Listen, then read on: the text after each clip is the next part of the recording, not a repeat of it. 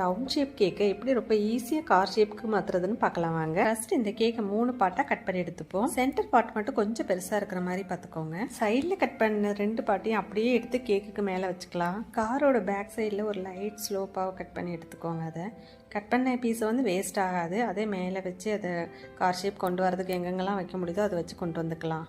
காரோட front side மட்டும் கொஞ்சம் நல்லாவே ஸ்லோப்பாக இருக்கிற மாதிரி பார்த்து கட் பண்ணி எடுத்துக்கோங்க. பேக்கை விட ஃப்ரண்ட்டில் கொஞ்சம் நல்ல ஸ்லோப்பாக வரணும். அந்த மாதிரி கட் பண்ணி எடுத்துக்கோங்க. இந்த சைட்லலாம் கொஞ்சம் எக்ஸஸாக இருக்குன்னா அதையும் கட் பண்ணிவிட்டு இந்த ஃப்ரண்ட்டில் கொஞ்சம் எலிவேட் ஆன மாதிரி இருக்கிறதுக்காக நம்ம அதை எடுத்து வேஸ்ட் பண்ணாமல் அதை கொஞ்சம் ஃப்ரண்ட்டில் வச்சு அட்ஜஸ்ட் பண்ணிக்கலாம். இந்த கார் கேக்கில் மெயினாக பார்க்க வேண்டியது என்னென்னா, அந்த கேக் பண்ணும்போது கேக்கோட ஹைட் வந்து அதிகமாகிடக்கூடாது. கேக்கோட ஹைட் அதிகமாகிடுச்சுன்னா அந்த கார் கட் பண்ணி மேலே வைக்கும்போது பார்த்தா அது கேக் ஷேப்பில் இருக்காது, ரொம்ப ஹைட்டாக இருக்கும். கீழே கொஞ்சம் பார்க்குறதுக்கு கொஞ்சம் ஃப்ளாட்டாக இருந்தால் தான் மேலே ஹைட் வைக்கும்போது கொஞ்சம் கரெக்டாக வரும். அதனால் ரொம்ப ஹைட் இல்லாமல் மட்டும் பார்த்துக்கோங்க கேக்கு. அவ்வளோதாங்க, நீட்டாக க்ரம் கோட் பண்ணி எடுத்துகிட்டு ஒரு 1 hour ஃப்ரிட்ஜில் செட் பண்ணி எடுத்துக்கலாம். ஃபைனலாக அந்த காரை எப்படி டெக்கரேட் பண்ணுறேன்னு நெக்ஸ்ட் வீடியோவில் பார்ப்போம். உங்களுக்கு இந்த வீடியோ யூஸ்ஃபுல்லாக இருந்தால் சேனலை சப்ஸ்கிரைப் பண்ணி வீடியோவை லைக் பண்ணுங்கள். தேங்க்ஸ் ஃபார் வாட்சிங்.